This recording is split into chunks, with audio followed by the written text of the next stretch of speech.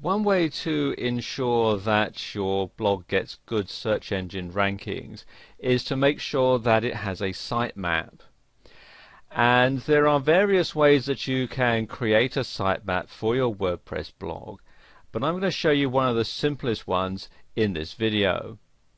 And what I'm going to do is I'm going to use a plugin to create a sitemap for my site and to update it every time a new post is made to my blog. Now the plugin I'm going to use is this one, the Google XML Sitemaps plugin, and you can get it from the WordPress.org website, or you can install it from the dashboard. Now one thing I do have to say about this is that it is not compatible with the multi-site feature in WordPress. So if you have that enabled on your blog, then this plugin is not going to work for you, although you can try out the new beta version that they are talking about here on the main page. I don't have the multi-site feature on my WordPress blog, so I'm going to go ahead and install it. So we come over here to plugins,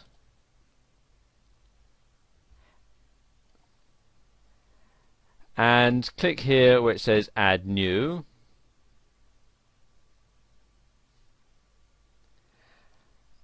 and then I'm going to search the plugins, and I'm going to put in Google XML Sitemaps and click on search plugins.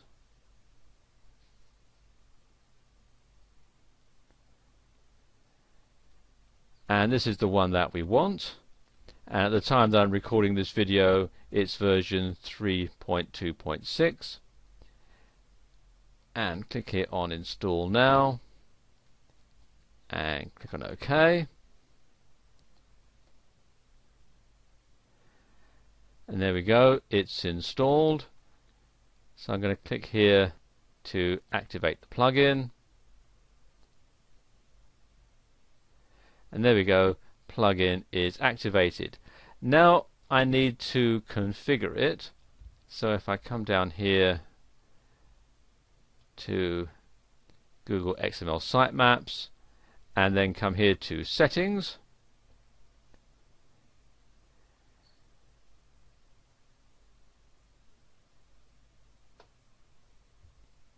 you can actually just leave it all at the default settings if you wish, but you can also customize it as well.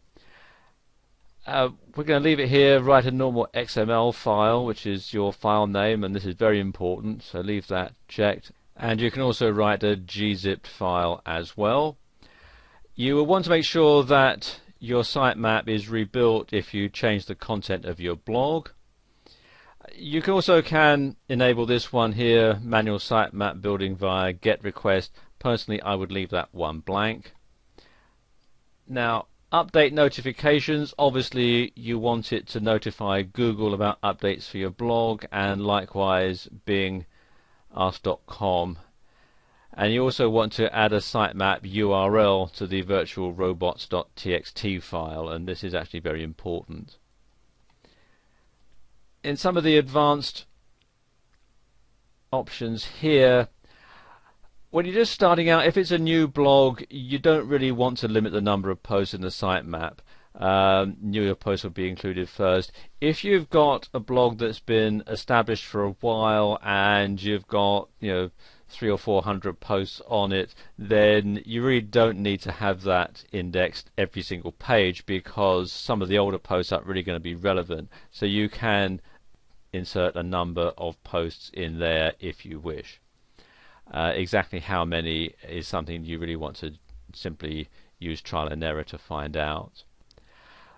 You certainly want to have it build the sitemap as a background process, and this is very helpful because otherwise you're going to have to wait while it builds the sitemap every time you save a post. So that can be a bit annoying. So if you have it build it in the background, then things will work a lot quicker. and you can see all these other pages here, which for the purposes of the demonstration I'm just going to leave at the default settings.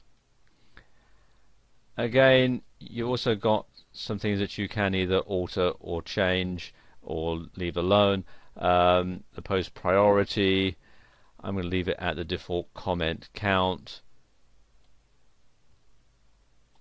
and automatic detection of the sitemap.xml file, I'm going to leave that at the default settings as well. In your sitemap content, again, you want to include your home page obviously and the posts.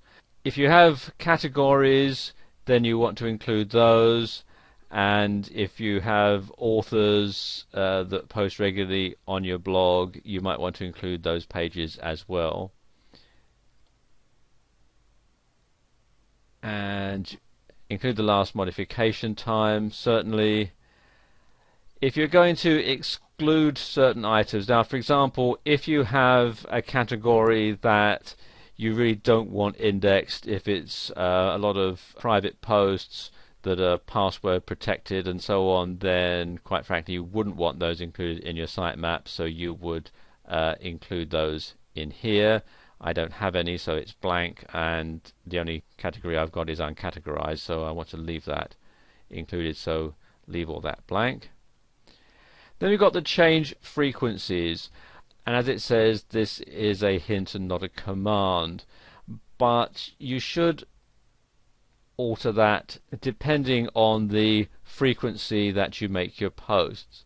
Your home page should be crawled every day. Posts, personally, I would set that to weekly. Likewise the static pages. Categories, if you don't add categories very often, then you could make that monthly. And the current archive, and this should be the same as your home page, so we'll keep that as daily. Older archives, this is set to yearly. You might want to change that after you've had your blog for several years. And then again, also the priorities, I'm going to leave those at the default settings, and then click on Update Options. There we go, the configuration has been updated and saved. Now I need to build my sitemap because this is the new installation. So when I click here,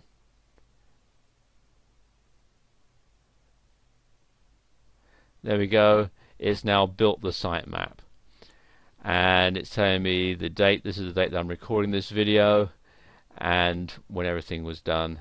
And as you can see here, it took 0.54 seconds, so it is very, very quick.